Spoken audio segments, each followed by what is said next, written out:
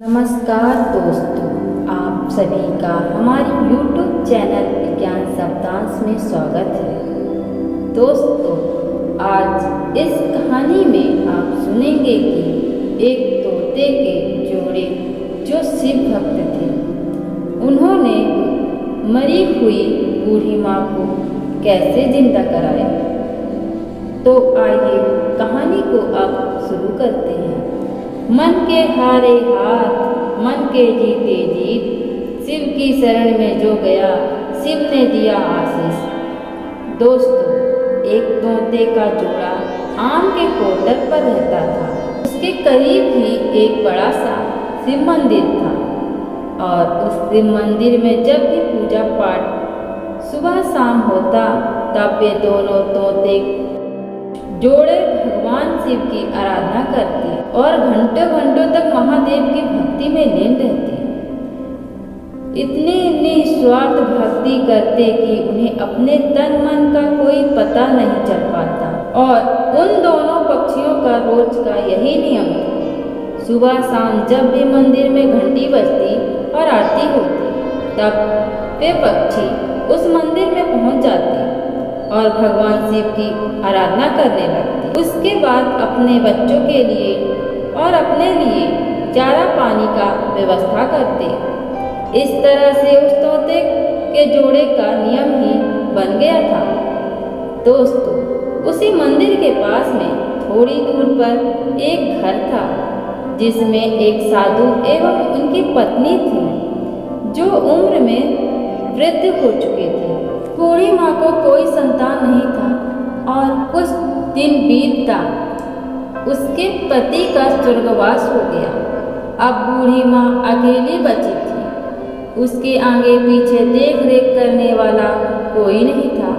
वह अकेले अपना जीवन यापन व्यतीत करने लगी और उस माँ को पक्षियों के प्रति बहुत लगाव था। बूढ़ी माँ जब भोजन बनाती तो चिड़िया के लिए रोज नित्य अपने कार्य घर के छत पर दाना पानी डाल दिया करती थी। एक बार तोता और तोती की नज़र वहाँ पर पड़ी कि छत पर बूढ़ी माँ कुछ खाने के लिए डाल रही है। यह देखकर छत पर गए और स्वादिष्ट भोजन पाकर बहुत खुश हुए। और उस दिन से जब बूढ़ी माँ खाना डाल जाती, तब तोता और तोती बड़े चाव से खाते और वे दोनों बूढ़ी माँ के छत पर आते और आसानी से दाना चुनते, खाते पीते और उसमें से कुछ अपने बच्चों के लिए अपने साथ ले जाते। और इसी तरह उनका जीवन व्यतीत हो रहा था। उस बूढ़ी माँ के कारण उस तोता के परिवार का पेट भरता था और साथ ही आराम से निश्चित भगवान शिव की आराधना भी कर पा रहे थे। एक समय की बात है कि वह बूढ़ी माँ बीमार हो जाती है। वह अपने बिस्तर पर पड़ जाती है। उसका कोई बहू बेटा नहीं था और पति काल के गाल में समाहित हो चुके थे। अब उसका उपचार कराने कौन ले जाता, उसे दवाई कौन लाता। अब बूढ़ी माँ के बिस्तर पर पड़ जाती है। अब वह अपने छत पर दाना पानी नहीं डाल पा रही थी। अब जो तोते के परिवार का भरण पोषण उस बूढ़ी माँ के छत पर डाले हुए भोजन पर आश्रित था, उन्हें भोजन के लिए दूर जाना, क्योंकि आसपास कोई बड़े फलदार वृक्ष भी नहीं थे कि किसी तरह से काम चल सके। कई दिनों तक तोते और उसका जोड़ा छत पर आया, लेकिन उन्हें खाली हाथ लौटना पड़ा। अब वे सोचते कि बूढ़ी माँ चली गई है, दाना पानी क्यों नहीं डाल रही है। इसी तरह 2-3 दिन बीतने लगे। धीरे धीरे वह बूढ़ी माँ कमजोर होने लगती है और कई दिनों बाद बिना भोजन और बिना दवाई से उस बूढ़ी माँ की मौत हो जाती है। तब तोते का जोड़ा आसपास के गांव में देखता है, फिर भी बूढ़ी माँ का कोई पता पता नहीं चल पाया और छत पर दाना भी नहीं डाला जा रहा था। तोबा और भी घबरा रहे थे। तोते का जोड़ा बहुत ही परेशान हो जाता और उस बूढ़ी माँ को ढूंढते ढूंढते वे दोनों थक जाते हैं। तो उसमें से जो तोती थी वह अपने पति से कहती है, स्वामी, बूढ़ी माँ का कोई पता नहीं चल रहा है। बूढ़ी माँ कहाँ चली गई है? अब वह छत पर दाना पानी देना बंद कर दिया। वह अन्य पक्षियों का भी देख रेख किया करती थी। वो कहाँ गई? हमने इतना उसे ढूंढा लेकिन वह मिली ही नहीं। अब हम क्या करें? कहाँ ढूंढें? तब तोता कहता है कि हे प्रिय, हमने हर जगह बूढ़ी माँ का तलाश किया पर बूढ़ी माँ कहीं भी नहीं मिली।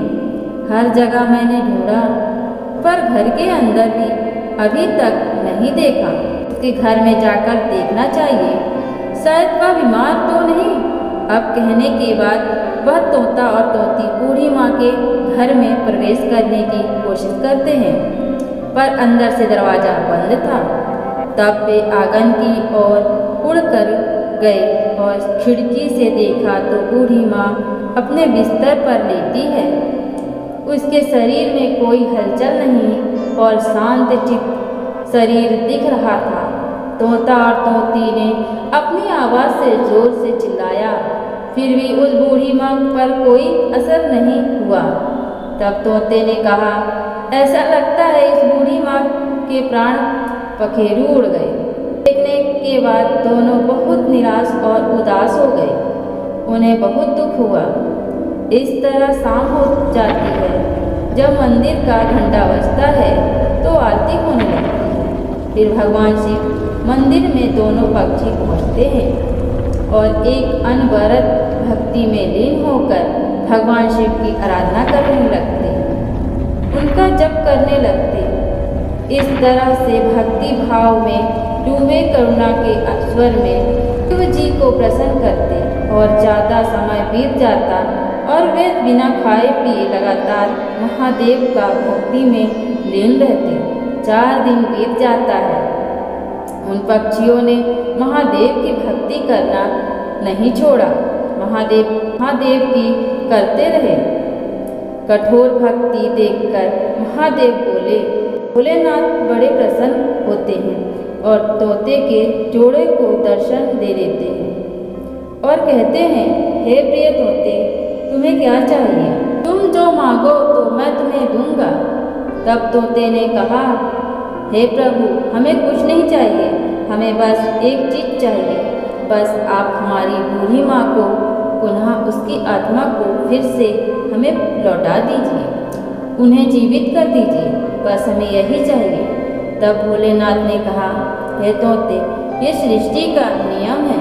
अगर जो प्राणी मर जाता है वह दोबारा कैसे जीवित हो सकता है? मैं सृष्टि से चक्र को कैसे परिवर्तन करूं? तुम और कुछ मांग लो। तब उस चिड़िया ने कहा, भोलेनाथ, हमें कुछ नहीं चाहिए, हमें अगर आप कुछ देना है तो बूढ़ी माँ को जीवन दान दे दीजिए। तब भोलेनाथ ने कहा, हे तोते, अब इस बूढ़ी माँ का शरीर सड़ चुका है, शरीर से दुर्गंध आ रही है, उसका शरीर छीड़ हो चुका है। अब मैं इसे कैसे जीवित कर सकता हूँ? इसका शरीर ठीक से नहीं रहा तो उसमें प्राण कैसे डाल सकते हैं? तब वह तोता और तोती हट करने लगते हैं और कहते हैं, हे प्रभु, आपने हमें वचन दिया था कि जो तुम मांगोगे मैं तुम्हें अवश्य दूंगा। इसलिए हे प्रभु, आप अपने वचन से पीछे क्यों हट रहे हैं? हे भोलेनाथ, आप मुझ पर कृपा करो। तब महादेव ने कहा, हे तोते, आज मैं तुम्हारी भक्ति और भक्त के हट के आगे विवश हूँ, इसलिए मैं अपने द्वारा दिए हुए वचन का पालन करता हूँ। इस प्रकार से भोलेनाथ ने उस बूढ़ी माँ के छत विछत शरीर को सही किया और उसमें प्राण फूंक दिए। अब इस प्रकार बूढ़ी माँ फिर से जीवित हो गई और वह अपने सामने भगवान भोलेनाथ के देखकर भाव विभोर हो गई एवं बड़ी प्रसन्नता के साथ कहती है, हे प्रभु, मेरे जन्म जन्म के पाप आपके दर्शन से अब कट जाएंगे। आपने मुझे दर्शन दिया है।